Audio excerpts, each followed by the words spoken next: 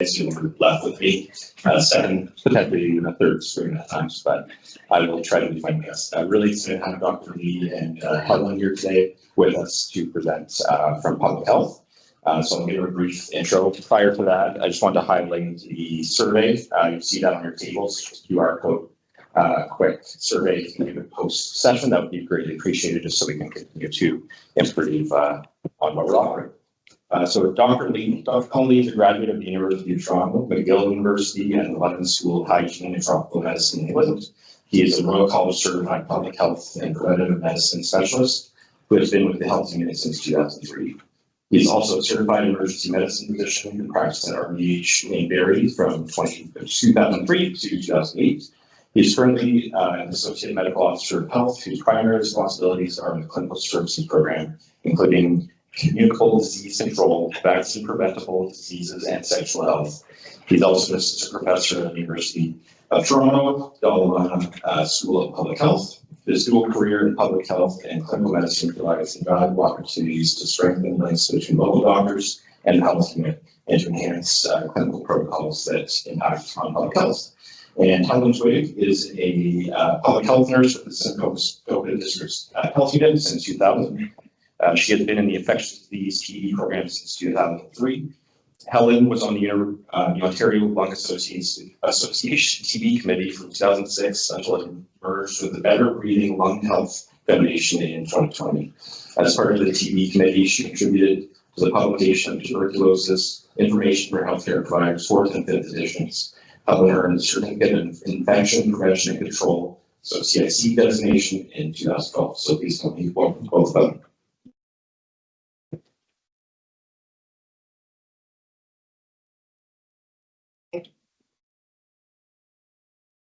Good afternoon. Thank you very much for joining us during your lunch hour. Colin and I are here to present Tuberculosis 101 for clinicians. We have no conflict of interest to declare.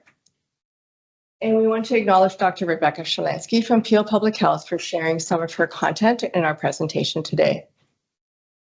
Our main resource that we use today is the latest edition from the Canadian TB Standards, 8th edition, and this was published in 2022. Our learning objectives today to understand the use and the role of TB skin tests and Interferon Gamma Release Assay, or IGRA, blood tests for latent TB and for occupational health, to understand the natural history of latent TB and the role of latent TB treatment. And thirdly, to recognize the higher risk populations, signs and symptoms, and lab testing for active tuberculosis. So Mycobacterium tuberculosis, also known as White Death, consumption, dates back to 3 million years in ancient Greece and Rome. TB often affects the lungs because we inhale the bacteria, so it's commonly seen in the lungs as a primary site, but TB can also spread to other parts of the body. So we've seen it in the brain, spine, lymph nodes is very common. Just a little trivia, TB, you can't get TB in your nails, your teeth, or your hair. That's the only 3 places you can not get TB. Okay, so people with HIV or AIDS, other immunocompromising conditions such as high dose use of steroids, biologics, they all suppress the immune system. So it makes these people more susceptible to getting active tuberculosis. So that's important to keep in mind. So if you have a new HIV diagnosis, it's really important to test them for tuberculosis. And if you have a new active TB, it's important to test them for HIV because we often see them hand in hand sometimes. Another little tidbit, TB is a mycobacterium, but not all mycobacteriums are tuberculosis. So for example, Mycobacterium avium complex, or MAC, is categorized as a mycobacterium other than TB, so a MOT, M-O-T-T, mycobacterium other than TB. So TB and a MOT both cause AFBs to be positive, or your smear positives. So we don't tend to get too excited at first until we get the PCR results because they can both cause an AFB positive. Okay. So just how much TB is out there? So looking globally, as an aside, during the year of 2020, 2022, you may remember those years, kind of, significant. COVID caused a lot of disruptions in accessing healthcare for people. Things were, treatment was inaccessible for a lot of people. So WHO has estimated about 500,000 people died from TB during those 3 years because of COVID-related disruptions. So it's pretty sad, unfortunately, because of that type of disruption.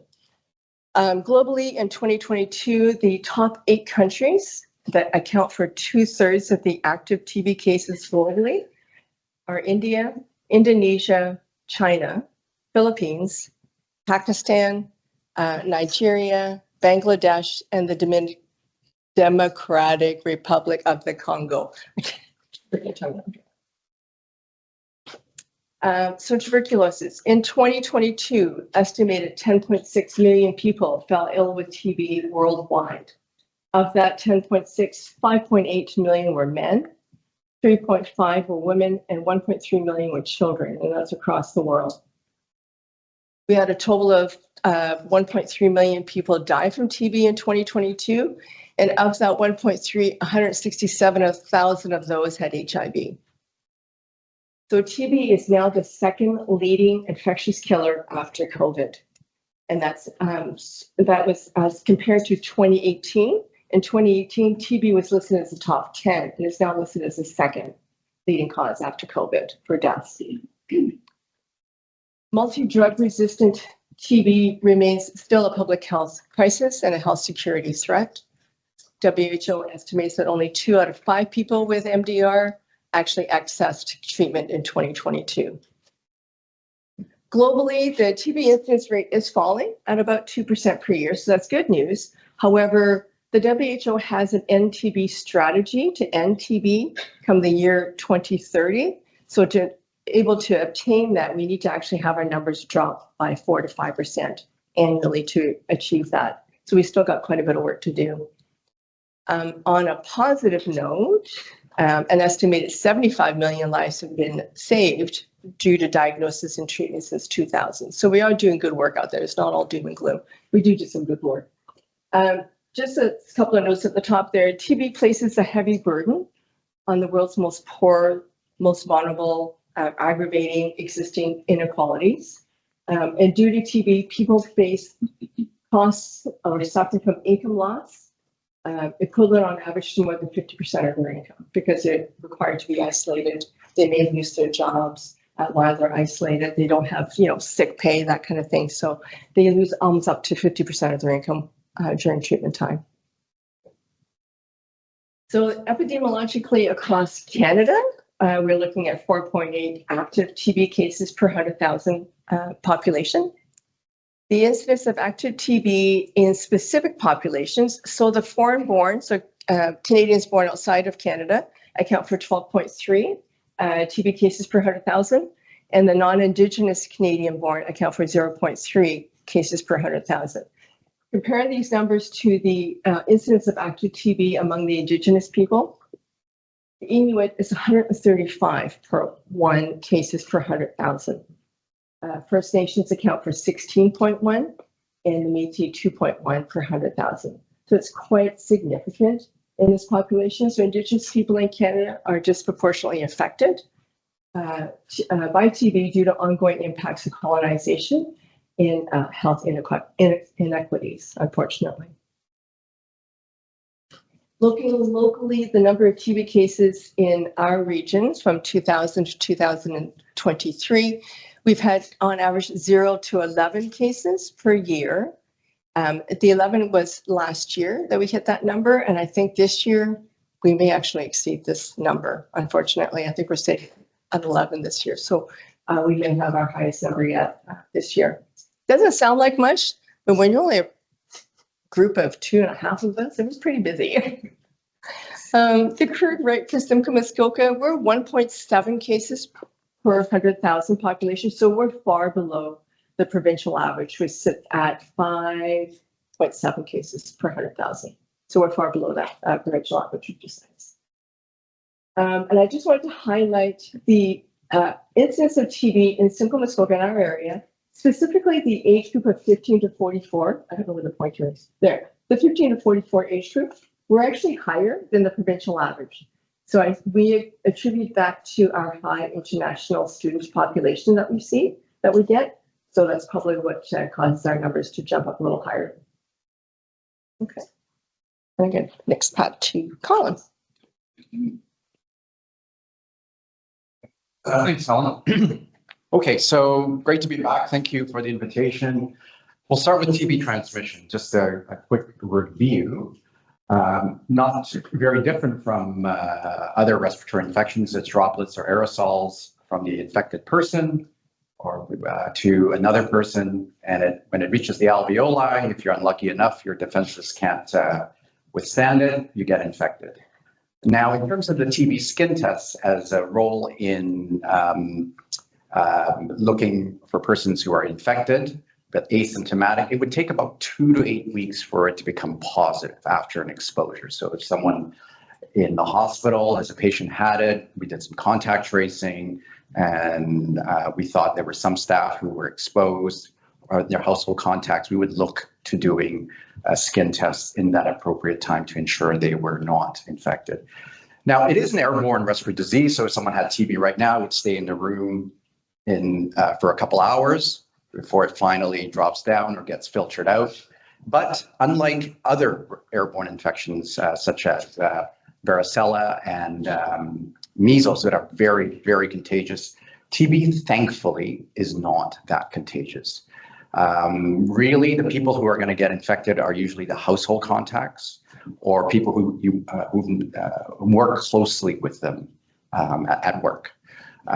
So thankfully, it isn't that easily infected, but I've also seen, I think I remember a case of an ENT surgeon who got infected with one visit because he looked in the in the mouth and wasn't wearing a mask. This was back in the day, so just one visit. So it can unfortunately still occur. So just some terminology. TB infection versus TB disease. This is really important. TB infection means you're infected, but you're asymptomatic, you're not infectious, and it's called latent TB. And this always surprises everyone. About 2 billion people are infected, okay? So you cannot escape latent TB. It's everywhere. Most of the 2 billion are in poorer countries where, nutrition, spacing amongst people in terms of living conditions, work conditions, just make TB that much more easily transmittable from one person to the next. In Canada, it's probably about 1 in 15 or so, and a large proportion of them would be people who are older, who lived through a time in Canada where there was a lot of TB, so they were infected at that time, or from people emigrating from countries where there is a large burden. Those are probably the two biggest, just by numbers, sheer numbers. But certainly, as Helen said, First Nations and our Indigenous communities, unfortunately, their context also increases transmission. Thankfully, there is a treatment to prevent progression to TB disease. We'll talk about that. That's called latent TB treatment. As you can imagine, 2 billion people are not on it. Just maybe way too expensive, unfortunately, because it is about at least 4 months of treatment in general. TB disease or active TB is what you guys may have heard about, learned about, maybe even seen on the ward. This is where they're symptomatic and they are infectious. So obviously concerning because they're symptomatic, infectious. That concerns us because we want to make sure it is not spreading. The typical TB is your pulmonary TB. That's about 70% of all the TB sort of active cases, but you can get it anywhere in the body, as Helen had mentioned. I think we just had one reported that had intestinal TB, and it can also be all over throughout the whole body or miliary. And there is a treatment to cure, but unfortunately, it's multiple medications for at least 6 months. And you can imagine multiple antibiotics, it's tough to take. So let's have a look at it schematically. Okay, there we go. Okay, so the mycobacterium goes into someone's lung from someone else's sort of lung. And if you are lucky, 70% of the time, you'll just eliminate it because you have some defenses. 30% of the time, it will become infected in your lung. Now, this is important. 90% will not perceive anything. Okay, and hence why 2 billion people have it, because they didn't perceive anything. And that's called latent TB. And whereas 10% will have an infection in the lung. And we call that sort of primary tuberculosis. Going back to the latent TB, which, at least a few of you have it, I'm pretty sure, and looking around, just by sheer statistics, I'm not naming anyone. I don't think there's anyone I know. There is about a 5 to 10% chance that it will reactivate. And it can reactivate in your lung, your brain, your bones. I'm not sure what that organ is. I think it's intestine, your kidney. But it's about a 5 to 10% risk for all comers. For those who are unfortunately get infected and have disease at the initial stage, they can also lead to sort of extrapulmonary disease as well. So let's go through this scenario. This probably will bring some, will have some familiarity with you guys. So Mrs. H is a 43-year-old woman born in the Philippines. She immigrated to Ontario 12 years ago with her family. She's been hired as a PSW and requires 2-step TB skin tests before starting work. She believes she had the BCG vaccine as a baby. She's otherwise healthy and asymptomatic. I say familiar because most of you, for occupational health reasons, would have had the 2-step TB skin test. That's a kind of a requirement, and I believe probably in RVH you might have to do it every year or every couple of years as follow-up at one step. So the important features here from a TB perspective is the person's born in the Philippines, where it is a high endemic country, so there's a good chance that person has latent TB, just as statistically speaking. And then also the BCG vaccine. The BCG vaccine is a TB vaccine that's been around for over 50 years. It's given in most of the world, and we'll talk a bit about the effectiveness of it and its interaction or sort of perceived interaction with the TB skin test. So let's talk about the BCG vaccine. It's a live attenuated TB vaccine. It's used in high incidence TB countries. In Canada, we only use it in the Canadian Inuit populations because of its high incidence there. And it typically leaves a scar. I have one, courtesy of me growing up in Malaysia. It's very identifiable. And it's, it's, depending on how you look at it, it's 51% effective in preventing disease. So, it provides some protection, but certainly it leaves a lot people who are, not effective. It's not like our typical vaccines that we think about. But it is also up to about 78% effective in protecting newborns from very, very severe disease. So that's obviously very, very useful. And the protection declines with time in about 15 years or so. So as you can see in the brown areas or the sort of beige areas, that's where it is sort of part of the immunization schedule. It's usually given at 6 to 9 months of age early on to protect as soon as possible. And you can see in the orange areas, there are countries that used to give it, but they don't anymore. And in the green countries are where they give it to specific populations. I suspect, I think in the US, they give it to some indigenous populations as well. They probably have the same sort of epidemiology. Okay, so the dreaded TB skin test. I know everyone hates this. I know occupational health hates it. I know I hate it. I hate it when I have to see it, but it's being done. And there's a lot of misperception. I'm going to try to help you understand it because you guys get it all the time. And so it's good to understand why you're getting it. It is basically, an analog or something that looks like TB. It's implanted, as you know, intradermally, just inside the skin. And if done properly, it creates a little wheel, and then it will settle down. And what it is looking for is a reaction from the body that it remembers that it was previously infected with TB. And then basically 2 or 3 days later, you go back and have a look at it, and we measure the bump. Not the redness, but the bump. Often sometimes we get some redness, but no bump. That is not measurable. It's the bump, okay?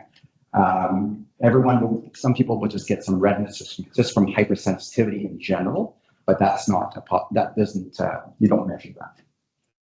A two-step TB skin test is exactly like the first step, except it's given about 7 to 28 days later. The reason for that is just to ensure that the first step was not a false negative. For instance, if you were infected 20 years ago, it sometimes takes the second step to wake up the immune system's memory of a previous TB infection. It's like the alarm clock. Some people have 2 alarm clocks because the first one doesn't wake them up. It kind of wakes them a little bit. You might get no bump or maybe 1 millimeter. And then 3 weeks later or 10 minutes later, the alarm goes off again and you wake up suddenly because you remember you're supposed to wake up. So that's what the two-step TB skin test is. And it only needs to be performed once in a lifetime. So I see this all the time. You change work, you change agency, they want another two-step TB skin test. I have written many notes for patients to say, to try to flex my name and say, no, this doesn't need another two-step, especially given TB skin tests for work are no longer covered by OPID. So you have to, unfortunately, pay for it. So why do we do the two-step TB skin test for people like yourselves who at least historically have had an increased risk of exposure to TB in healthcare? In our area, we don't really see much occupationally transmitted healthcare. And that's a good thing. It's because you're taking the right precautions. And remember, it's hard to get TB from someone unless you really have a lot of close contact. For you guys, if really to get a two-step TB skin test, you know what your baseline is, and if you get exposed, you can do it again to see if you were infected. The other sort of perception I think that some people have is that if you had a BCG vaccine back in the day, you are going to get, and you get a positive TB skin test, well, it's the BCG vaccine. Well, it's partially true. The studies do show that 1% of all, for people who have had the BCG vaccine, only 1% would have a TST result of greater than 10, can be positive if you do it 10 years later. So 99% of the people would not have a false positive. If it's positive, it's because you were infected. Where do they give the BCG vaccine? Where there's tons of TB. How effective is the vaccine? Not so good, only about 50%. So when I generally see someone and they have a positive TB skin test, I generally believe that it's a true positive. It really depends, at face value, but then you look at where they come from, if they've been traveling in certain countries, if for a long period of time, if they work in certain in certain populations. I often see people who have newly immigrated or refugees, and they get a skin test for work or school, and before they even talk to me, they say, "I had a BCG vaccine. This is going to be positive." They are very, very worried about TB. I think that's also the other thing. They're very worried about TB because they worry that they might be kicked out of the country if they, if they're thought to have TB. And the TB skin test is one that they worry about. So in general, anyone who has a skin test of healthy people of greater than 10 millimeters is generally treated as a positive. For those who are immune compromised, it's generally 5 or above. And for 0 to 4, it's really for those who are very, very young, under the 5 years of age, and who have been in close contact with someone. These are general guidelines, but essentially that's 10 is the number for, I think, most of us.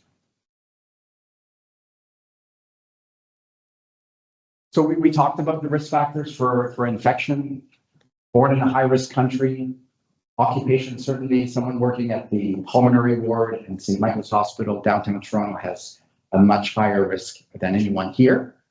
Travel to high-risk countries, if you spend a lot of time there, your close contact with an active case, and age. Age is one because someone who's 70 did live through a time when there was quite a bit of TB. So chances are there's a higher chance that they would have been infected previously and at risk of reactivation. Okay, so let's get back to the case. So she does this, the skin test, the first step, and it comes back 2 days later and it measures 15 millimeters in duration. So that's clearly a positive. It's not like 10.1, it's 9.9, it's 15. And like I said, she has risk factors. She comes from a country where there's quite a bit of TB. So what do we do now? Okay, so like I said, the primary reason in terms of your setting is to detect a future TB infection if the healthcare provider is exposed. Another reason, of course, which is the diagnostic test for latent TB infection, is to see if they've been previously infected. A negative baseline, like I said, would be less than 10. And if you have that baseline and you get exposed and you do another one and it increases, then it would be suspicious that you got infected. Before I go to sort of the workup after the test, I do want to talk about the Interferon Gamma Release Assay, also known as IGRA. It is basically a blood test that is analogous to the skin test in the sense that it can diagnose latent TB. It can also complement the skin test in certain situations if you're not sure what the skin test shows in terms of the result or what it means. In general, the IGRAs are more specific than the skin tests in previously immunized or population. So, for instance, if this Mrs. H had a 10 millimeter in duration, had the BCG vaccine, and she wanted to be more sure that she was infected by TB and not the 1% of people who had the BCG who was going to have a false positive, the IGRA is a good test because it allows, the IGRA only detects TB infection and not the BCG immune response. Unfortunately, it's not currently funded by OHIP. It's about $90, and the physician just needs to write IGRA on the Life Labs form. And one thing just to bear in mind, if you see someone with, you're worried having active TB, pulmonary TB, I see this all the time. People will say the first thing I'm going to do is like a skin test. It's not useful in diagnosing because it can be negative in those who have active disease. Sometimes it's because their immune system's down and they are not able to mount such a response. So the TSD and the IGRA is really just for latent TB. Okay, so the pluses and minuses, the skin test, the minus is that 1% can react with a BCG vaccine, given that most people have been doing the tests would be over 10 years after they got the BCG vaccine. It requires 2 visits. And remember, for the baseline, it takes 4 visits. It used to be covered by OHIP. It is no longer covered by OHIP for work. And then for students, it's partially covered. But for those who need it because they're going through some immunotherapy, it's covered. So, I guess it used to be covered, but it isn't. So that's the upside from before, but now the downside. IGRA is a blood test. It's only 1 visit. That's the good news. But it's not publicly funded in Ontario. So, I think it's $9. I think the skin test at the Huronia Urgent Care Clinic, where I also work, I think it's about, I'm not sure, I think it's like $40 or something. So it ends up being a wash, I think, in terms of the cost. It's probably a little bit more costly for the IGRA still. I just want to say, though, that the IGRA is not very widely used, even though it's been around for a while, partly because of the cost. But I think more and more, especially if you go to the States, that's what they're using for screening. And I can foresee very soon, I shouldn't say very soon, but in the future that we would be using more IGRA, not less visits to the physician. It's just a blood test. Okay, so let's get back to the patient. So she has a positive TB skin test. She comes from a high incidence country. I would assess it as, a true positive test. This person has been infected with latent TB, just like, 1 in 4 persons in the world. And there is treatment. Like I mentioned, it's about a 5 to 10% lifetime risk of progression to active TB disease. And, often they're not going to want to take treatment there and then. But before they go, you should just counsel them that there's a 5 to 10% risk. And if you see signs and symptoms of active TB, so more classically, a chronic cough or a big lump in your neck, when you go see a physician or a healthcare provider, let them know that you have latent TB. Because if you don't, some physicians are not going to think about it because you just don't see that much TB. They're going to actually listen to the lungs. Oh, there's a bit of bronchitis and pneumonia. Here's some puffers. Here's some antibiotics, and may miss the diagnosis. But if you mention that, most healthcare providers will know what to do to rule out active TB. So there is treatment for latent TB. Unfortunately, it's just not one dose. It is daily rifampin for 4 months. Relatively safe, I would say, and also comparatively safe to what it was INH or isoniazid at 9 months back in the day. And we'll talk a little bit about it, but it's the best option at this time. It's covered by most drug plans, pretty well all drug plans, at least the government-funded ones and probably the private ones. Not an expensive medication, but we can make it available to the patient if they don't have anything to cover it. So before you start someone on latent TB treatment, needless to say, you need to rule out active disease, because active disease, it's at least 6 months of treatment, start off with 4 different antibiotics. So a symptom review, just to make sure there's nothing, the biggest bang for your buck is sort of the lungs, to make sure they don't have any sort of lung symptoms, physical exam, and a chest x-ray just in case the symptom review was then reviewing. And if they do have a chronic cough, let's say if it's a COPD or an unstable asthmatic, it would be good to get some sputums just to make sure that they don't have coincidental TB as well. And some baseline blood work, which we'll talk about. So generally well tolerated, rifampin. The one thing that is, I guess, the most serious side effect that can occur, although it's still pretty uncommon, it's less than 1%, would be drug-induced hepatitis. So that is why at the outset you want to do the LFTs and hepatitis screen, make sure they have a healthy liver or these baseline numbers. And then for the older person or ones with risk factors, monthly LFTs would be wise. And then just sort of regular check-ins to make sure they don't have signs of hepatitis. Okay, so let's go to the sort of other case scenario where we're looking at like an active TB case. A 22-year-old gentleman who was born in India, came to Ontario a year ago, was a student at a local college, 5-year history of mucousy cough, denies fever, night sweats, weight loss, and blood and sputum, no known exposure to TB. However, as you know, there is no exposure because it came from India. It's very, very common there. This, I think, quite mirrors the case we just got, like, I think maybe 2 weeks ago, actually. It was picked up, thankfully, by an astute clinician in the community in the walking clinic. So, and this is our, I would say, our Simcoe Muskoka prototypic case, just because there's higher numbers of them versus the population in terms of that risk. Again, risk factors for active disease, the extremes of ages because of their immune system. You got damaged lungs, damaged immune system, and then also the other factors in terms of immune compromise.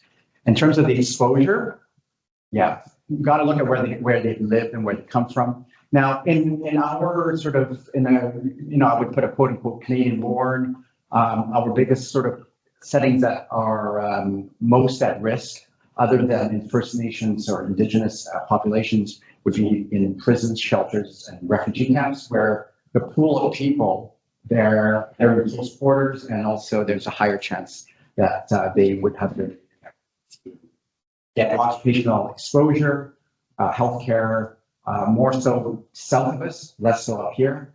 and then work, in a congregate setting, people work in shelters. So what are the signs and symptoms of active TB or disease? And, I think all of us know that because we've learned it. The fevers, chills, night sweats, the chronic cough, the weight loss, chest pain. But we don't really see this, I would say. I think we're just too well nourished to see this. What we basically see usually is chronic cough. So please, these are classic symptoms, but they're super textbook and super not real world here. Chronic cough, I kind of go with 2 to 3 weeks. I know there's lots of chronic cough, especially with pertussis hanging around now. But all in all, you want to look at the person. Where have they lived? Where have they come from? And then work them up as such. And then usually when they listen to the lungs, there's nothing of note, maybe a little crackle, nothing really that is classic. And then you want to look for other, this is less common, more difficult to find, and usually a diagnosis exclusion. But if you see big notes in people, when you do the biopsy, do send it for TB testing, because sometimes that is the case. Meningeal disease, bowel obstruction, actually we just got one that had intestinal TB. And these are more difficult to diagnose because it's tougher to get at the tissue and get a diagnosis. And often, the ones where it's the internal organs, it's a diagnosis, they generally start treating them because it takes so long to get the tissue diagnosis, and in fact, sometimes they don't. So that really, we don't necessarily wait for that. Okay, so for that patient that we saw, chest X-rays are bread and butter. The classic finding is the upper lobe cavitation. Again, not necessarily the case. Sometimes it just looks like pneumonia, looks like bronchitis. Nothing. So don't count on it being just the upper lobe cavitation. And then if you have a high index of suspicion, send sputum samples to the public health lab. We want to do 3 separate samples because 3 is better than 2, 2 is better than 1. Okay. And because what happens is, when you cough, you might just get spit and not sputum, like deep in the lung. So ideally, it's best done, early in the morning when they wake up, big cough into the sterile urine bottle. They then label it, time and date, do it at 3 consecutive mornings. But if need be, if you're discharging a patient, for example, then you can do it, have a 1-hour interval between them. And you just write tuberculosis and you send it to the public health lab. For those in the community, you just send it to Life Labs with the public health form and they'll just forward it through. If you have a high index of suspicion, let the patient know to self-isolate at home, give them a bunch of masks. Actually, everyone has masks now at home, and ask them to basically stay at home and try to limit their contact with the household until results are available. Then give us a call if you're highly suspicious.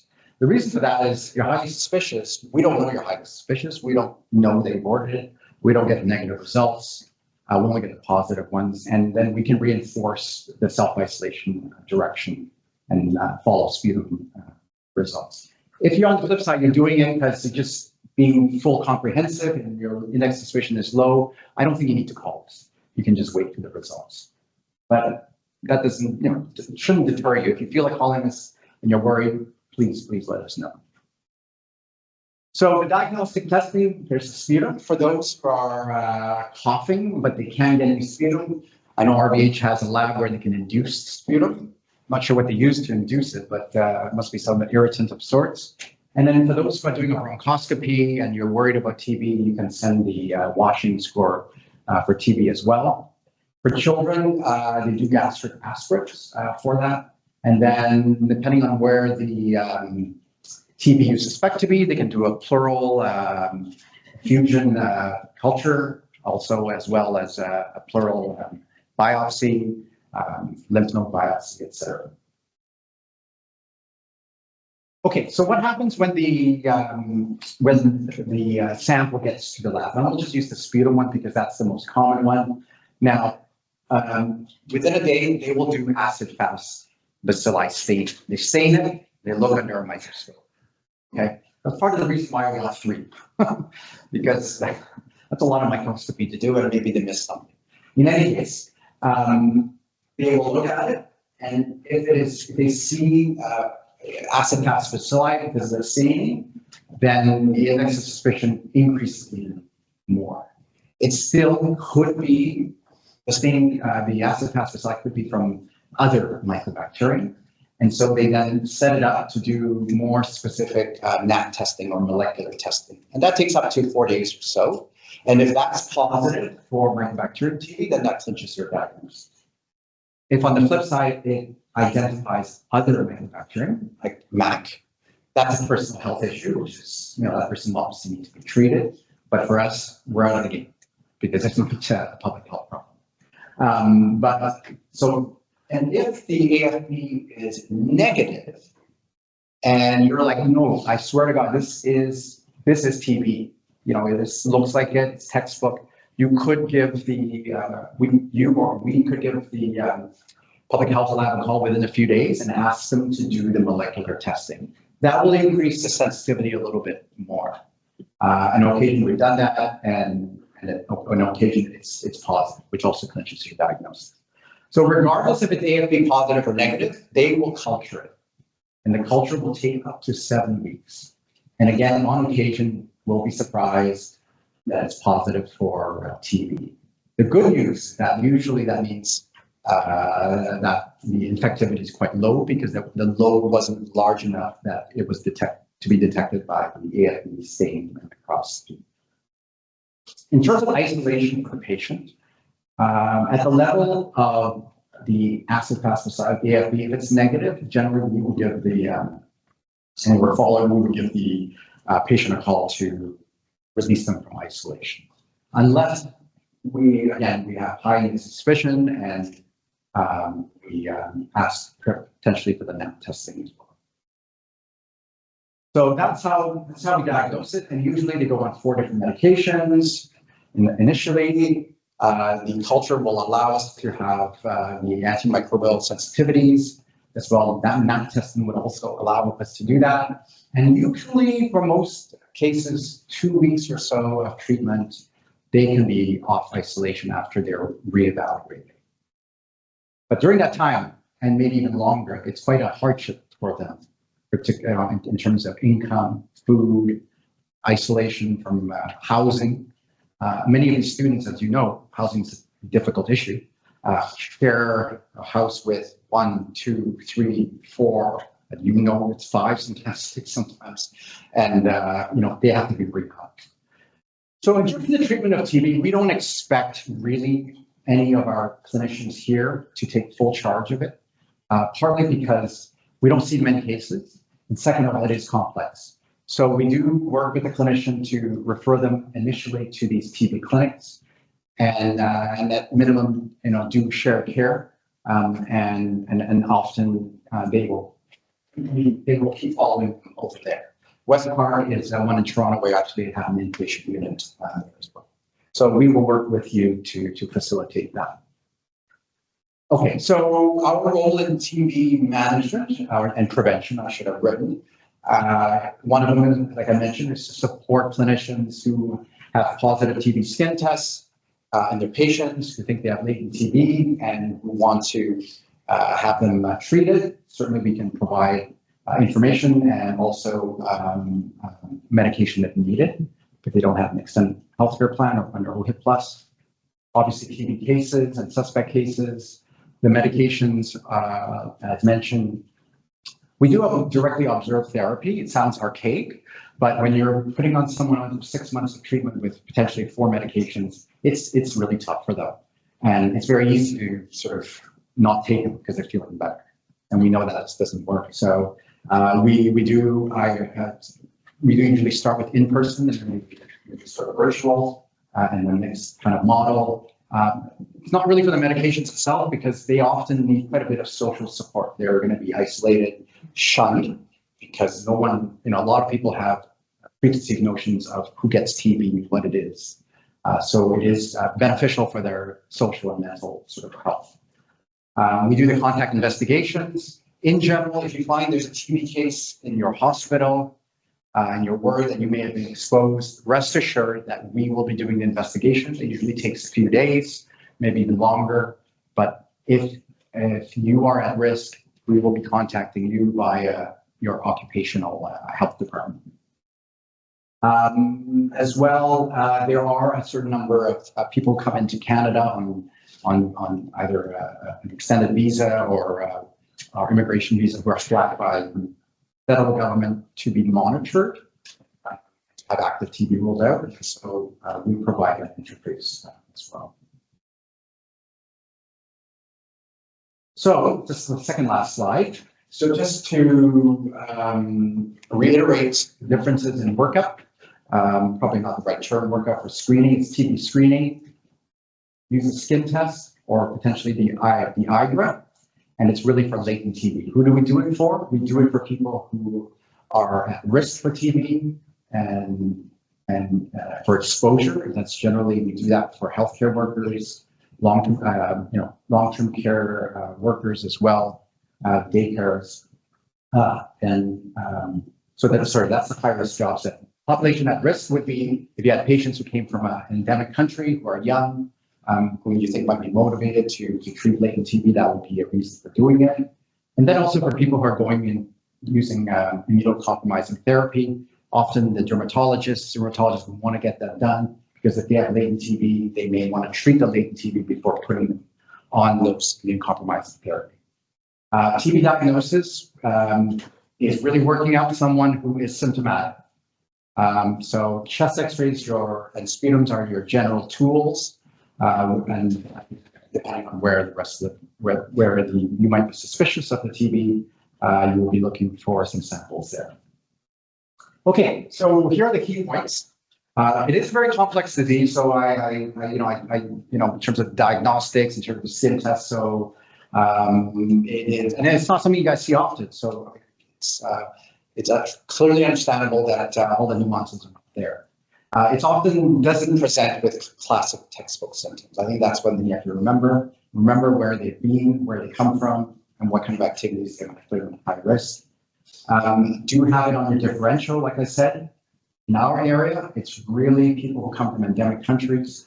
For some reason, which I fail to understand, apparently it's the first couple of years after moving that seem to increase their risk as well. Not sure if it's the food they're missing at home, or is it the stress of being in Canada versus somewhere else, let alone the very winter. And also, if you see your patients who have a positive TB skin test, do counsel them that they do have a 5 to 10% risk that it might wake up in their body, and if it does, to inform their healthcare provider that they do have latent TB, and please make sure that they don't have TB. The clinicians will know what to do, but if you don't say anything, they won't think about it. And when you do have patients with TB skin test positivity, do consider latent TB treatment. It is a very viable option, and it will be doing them a good risk reduction for their latent TB. I mean, you don't have to start it there and then, keep it open. It is 4 months of antibiotics, so it's not necessarily easy or wanted. And then when you do have a TB skin test and you're not sure, you can't explain it. It's a Canadian born, hasn't traveled out of Barrie, 20 years old, doesn't really hang out anywhere that's high risk, and he has an 11 millimeter TB skin test because he's trying to get it. He's going into healthcare. To me, there's a good likelihood that it's a false positive. Of course, he could have been exposed to someone with TB unknowingly, if he's unlucky enough. I think the IGRA would be a good use there. I'm in a position as like, okay, let's treat it as a true positive. Just watch out for the signs and symptoms. But there's a good likelihood, a fair likelihood it's a false positive. If you want to know for sure if it's a false positive, you can do the IGRA. Or if you consider this, if you want to consider latent TB treatment, then get the IGRA done. So It's there. I suspect it's going to be used more and more, hopefully. It just makes it easier for everyone. It's just finding the money to do it, I guess. And that's it. So feel free to email us any questions, anytime, I guess. And then we're happy to provide any information or support. Thank you.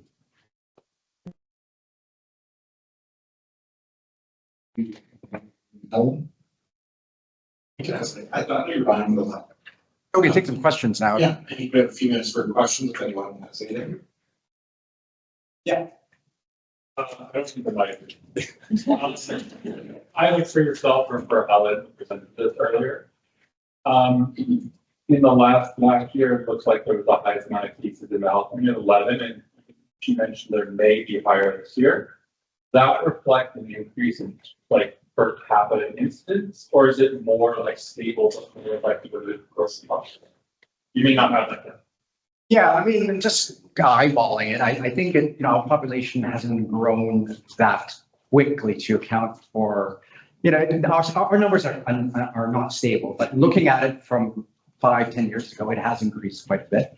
And then, it does follow the trend of in Ontario in general. So, I suspect it is the last number of years, a larger influx of persons coming from TB endemic countries. And then also combined with, a number of years of sort of lower amount of access to healthcare. So. Any other questions? Yeah. Amanda with infection control. So my question is, you talked about highly suspicious testing. We get a lot of, it's part of the differential, might be cancer, might be other things.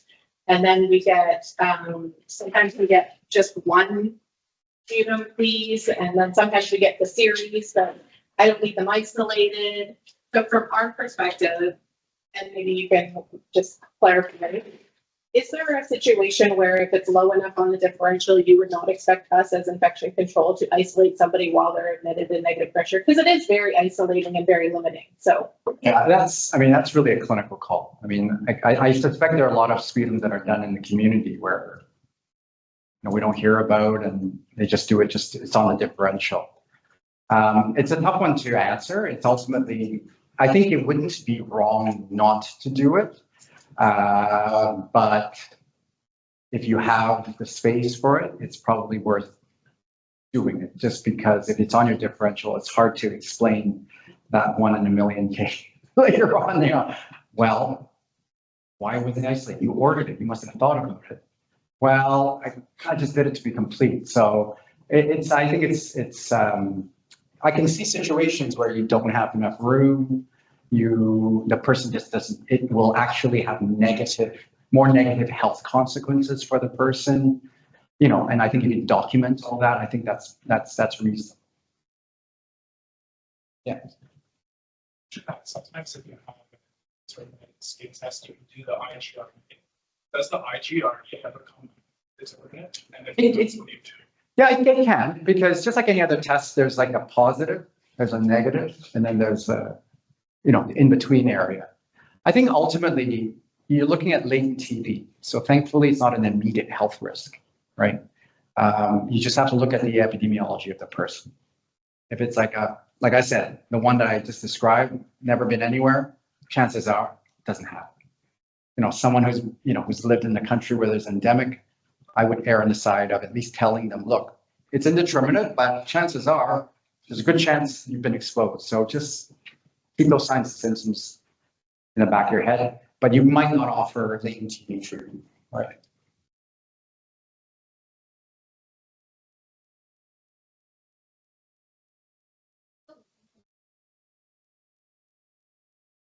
Yeah, they can be there, weight loss and stuff, but again, I don't put too much weight on that. I think, the ones that are internal, often they just get worked up, and then finally, I think we've had a number of intestinal ones, and it was just the prototypic student from a different country, from a highly endemic country. Doesn't have Crohn's. They look at the tissue, it's not Crohn's. So what else could it be? Well, you go with where it's like, and often we don't get a diagnosis. because it's tough to find to get that culture or the staining and stuff. I think they get better.